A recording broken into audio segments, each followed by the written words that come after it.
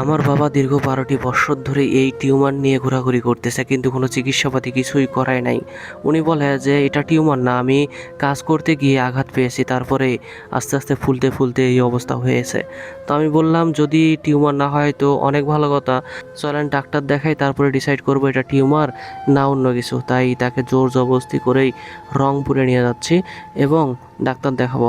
তার আগে আপনাদেরকে বলতে চাই, আপনি আল্লাহ তাআলার দরবারে অবশ্যই শুকরিয়া আদায় করবেন, কারণ সুস্থতা সবচেয়ে বড় সম্পদ। এর উপরে কিচ্ছু হয় না ভাই, সুস্থ থাকলেই আলহামদুলিল্লাহ বলেন। টাকা পয়সা ধন সম্পদ কিচ্ছু চাই না ভাই, সুস্থতা দরকার। এখানে তেল উঠাবো, তেল ওঠানোর পরেই আমরা ডাইরেক্টলি রংপুরের পথে যাব। এখন বাজে প্রায় 10টা।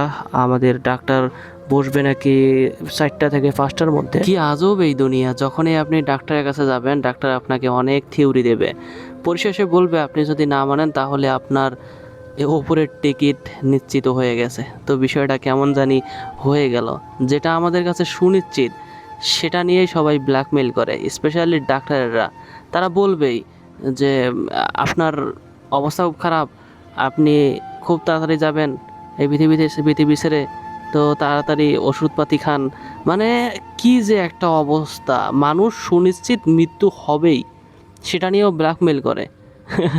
মানুষ জানে আমি এই দুনিয়া থেকে চলে যাব, তারপরও ব্ল্যাকমেল করে। তো গাইজ যাই হোক, আমি ফাইনালি চলে আসছি রংপুরে আসার পর গাড়ি গ্যারেজ করলাম এইখানে, তারপর চলে আসলাম ডাক্তারের চেম্বারে। এসে একটা ভুল করলাম, এটা ডাক্তারের চেম্বার নয়। তারপরে আবার জিজ্ঞেস করলাম ডক্টর হাবিবুর রহমান কতলা। ডাক্তারের চেম্বারে চলে আসলে আমার একটা চিন্তা মাথার মধ্যে ঘুরঘুর করে, সেটা হচ্ছে ডাক্তারই মনে হয় সর্বোত্তম একটা পেশা যেখানে টাকার বন্যা হয় এবং মানুষ বাড়ি থেকে নিয়ে এসে এদের হাতে দেয়। অলরেডি 2-2.5 ঘন্টা আগেই চলে আসছে, এখন আর কিছু করার নেই, এখন বসে বসে শুধু বাতাস খাইতে হবে, এর বাইরে আর কোনো কাজ নেই। তাই চারদিক ঘোরাঘুরি করতেছে।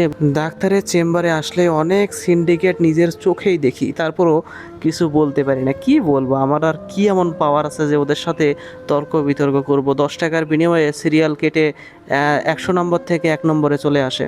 ডাক্তার দেখার পর ডাক্তার বললো একটা রিপোর্ট করতে হবে, সিটি স্ক্যান। তো সেটার টাকা হচ্ছে 2000 টাকা। ও ভাই, এটা কোনো ব্যাপার না, 2000 টাকা দিয়ে সিটি স্ক্যানটা করালাম এবং রিপোর্ট চলে আসছে। চলেন দেখা যাক, আল্লাহ যেন সুস্থতা দান করে, কোনো সমস্যা যেন না হয়, সবাই দোয়া করবেন। চলেন এবার দেখা যাক। এই তো আমার চলে আসছে সিটি স্ক্যানের কাগজ, এবার ডাক্তারকে দেখাবো। আমি এগুলো তো কিছুই বুঝি না, তারপরে ছবি টবিগুলো দেখলাম, আসলে কি অবস্থা, এগুলো আবার কি জিনিস, ডাক্তার ছাড়া তো কোনোভাবে সম্ভব নয় এগুলো বোঝা। তাই আপনাদেরকেও দেখাইলাম, যদি আপনারা বুঝে থাকেন তাহলে কমেন্ট করেন এখানে কি অবস্থা। মাথার উপরে ওই যে দেখা যাচ্ছে একটু স্পট যেখানে আঘাত পাইছিল সেইখানে দাগ দেখা যাচ্ছে। তো চলেন ডাক্তারকে দেখাই, তারপরে ডাক্তার কি বলে আপনাদের সঙ্গে অবশ্যই শেয়ার করব। সবাই দোয়া করবেন যাতে সুস্থতা দান করে খুবই তাড়াতাড়ি। ডাক্তারকে রিপোর্ট দেখালাম, দেখার পর ডাক্তার আমাকে একটা গুড নিউজ দিল, আলহামদুলিল্লাহ কোনো সমস্যা নেই। বলল আঘাতের কারণে এইভাবে ফুলে গেছে, আপনি যদি চান তাহলে এটা অপারেশন করে নিতে পারেন, অন্যথায় কোনো সমস্যা নেই, আলহামদুলিল্লাহ।